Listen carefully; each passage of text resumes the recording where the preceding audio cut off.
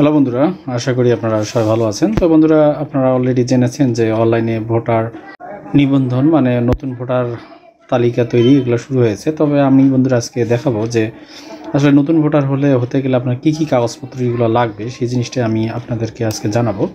তাছাড়া বন্ধুরা, এখান থেকে আসার পর আপনার service.nin.gov.bd সাইটে আসার পর এখানে নতুন নিবন্ধনের জন্য আবেদন, এখানে আপনি ক্লিক করার মাধ্যমে কিন্তু আপনি নতুন ভোটার হতে পারবেন।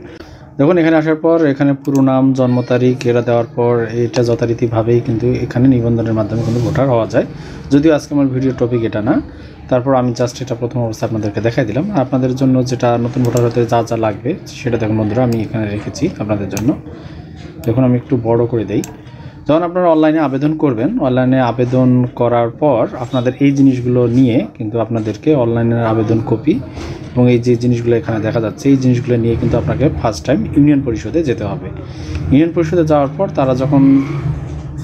তারা যখন আপনাদেরকে সিল সাপোর্ট সব দিয়ে দিবে, তখন সেই কাগজগুলো নিয়ে আপনি আপনার উপজেলা নির্বাচন অফিসে চলে যাবেন। সেখানে আপনার স্বাক্ষর এবং ছবি তুলে নেবে। তারপর আপনি চলে আসবেন। তারপর আপনার মোবাইলে 105 থেকে একটা কোড নিশ্চিতকরণ মেসেজ আসবে। তারপরে আপনি আপনার ভোটার আইডি কার্ডটা আপনি ডাউনলোড করে বা যে কোনোভাবে আপনি সংগ্রহ করে নিতে পারবেন। আর যে কাগজগুলো লাগবে দেখুন, এখানে 17 ডিজিটের অনলাইন সনদের কপি, জাতীয়তা নাগরিকত্ব সনদের কপি, জাতীয়তা নাগরিকত্ব সনদের কপি, নিকট আত্মীয়ের পিতামাতা, ভাই বোন প্রভৃতি এনআইডির ফটোকপি, এসএসসি দাখিল সমান অথবা অষ্টম শ্রেণী পাশের সনদের কপি, ইউটিলিটি বিলের কপি, সেটা বিদ্যুৎ বিল হতে পারে, গ্যাস, পানি, চৌকিদারি ট্যাক্স, যে কোনো একটা রসিদের ফটোকপি, এই জিনিসগুলো লাগবে। তাছাড়া এখানে জিনিস নোট রাখছে দেখেন, মনে রাখবেন একাধিকবার ভোটার হওয়া আইনত দণ্ডনীয় অপরাধ। কেউ একাধিকবার ভোটার হলে আঙ্গুলের ছাপ পরীক্ষার মাধ্যমে তা সহজেই শনাক্ত করা যায়। তাই বন্ধুরা, এইসব বিষয়ে একটু সতর্ক থাকবেন। তাছাড়া এখানে একটা জিনিস আপনারা দেখতে পাচ্ছেন, ভোটার তালিকা হালনাগাদ কর্মসূচি। সারা দেশে ভোটার তালিকা হালনাগাদ কর্মসূচি কার্যক্রম চলছে।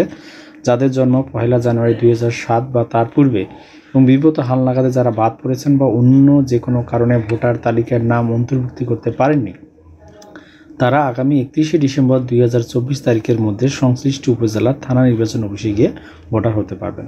তাই এই ছিল বন্ধুরা মেইন টপিক। আপনারা হয়তো জিনিসটা বুঝতে পারলেন। আর এটা নির্বাচন কমিশন থেকেই এই প্রজ্ঞাপনটা দিয়েছে আর কি, লিফলেটটা সেখান থেকে আমি পেয়েছি।